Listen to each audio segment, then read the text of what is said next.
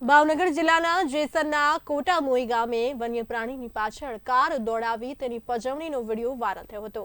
12 જાન્યુઆરીના રોજ આ વિડીયો વાયરલ થયો હતો, જે અંગે વન વિભાગની ટીમે તપાસ હાથ ધરતા વન્ય પ્રાણીએ જરાક પાછળ કાર દોડાવનાર શખ્સને ઝડપી પાડ્યો હતો।